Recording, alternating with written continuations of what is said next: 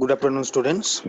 Today I am going to discuss about the Kruskal's algorithms.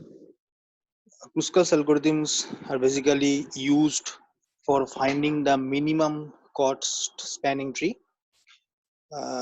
In the previous class, I have already discussed about the spanning tree, complete graph, weighted graph, minimum spanning tree, and already said that how we can find the minimum cost spanning tree by using the greedy approach.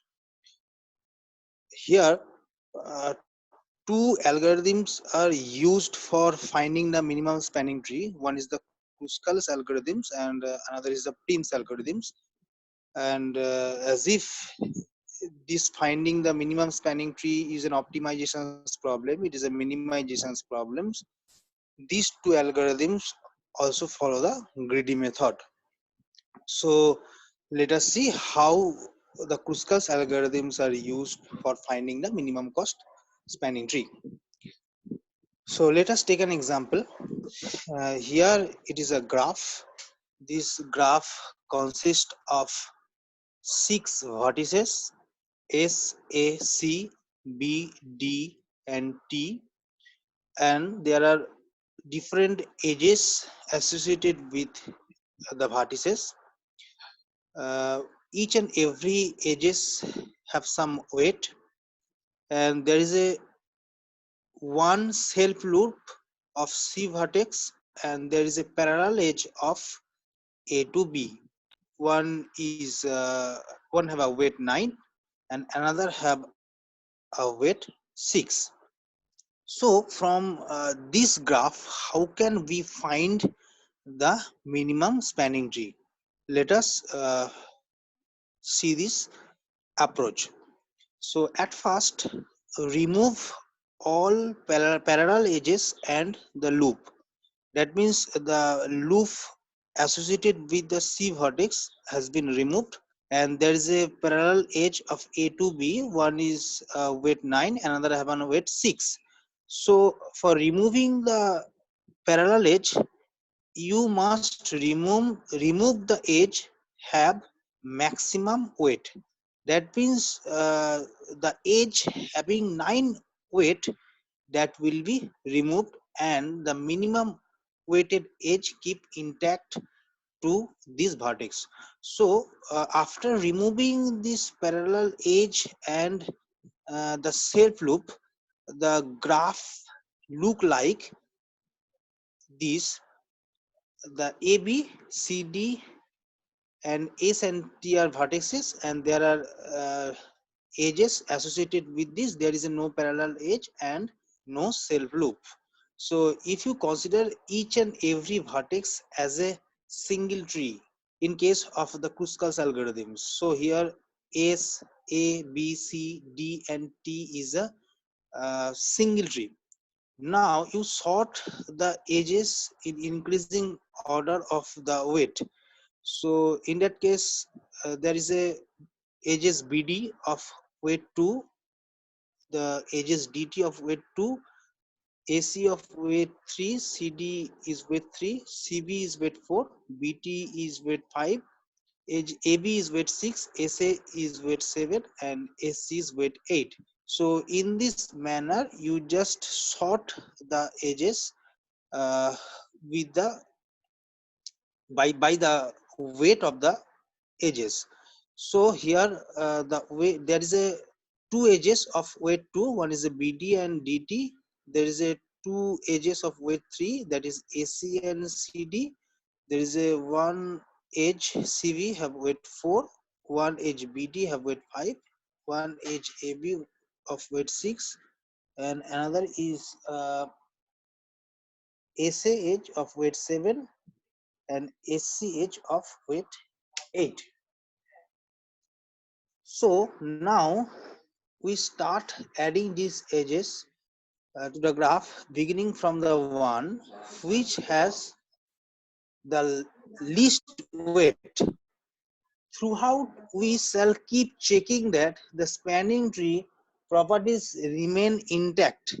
In case by adding one edges the spanning tree property does not hold, then we shall consider not including the edge in the graph. So let's start for adding each and every edge from the list of the sorted edge.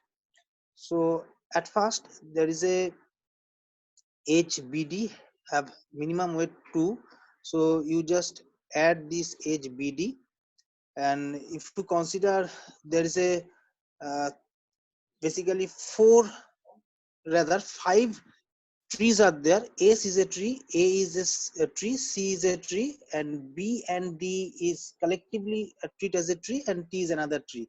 So basically B, D, these two nodes are associated with each other and create a set.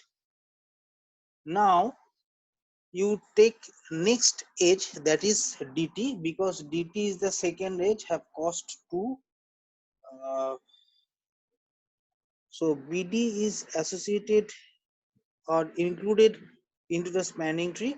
So there is a again 4 trees created. S is individual tree, A is a tree, C is a tree, and BDT is an individual tree. After that, you include AC edge. So weight of the AC edge is 3. So there is a 3 trees created. AC is individual tree, AC is included as a tree, and BDT is a tree. So if you take as a set, that is S is the individual set, AC is a total individual set, and BDT is another set. Next you take CD, because CD have a weight 3. Now you include this edge and put into the spanning tree. So AC is included. Now you take the CV edge, but if you put the CV edge, there is the loop will be there, the becoming a loop. That means we are not including CV in the tree.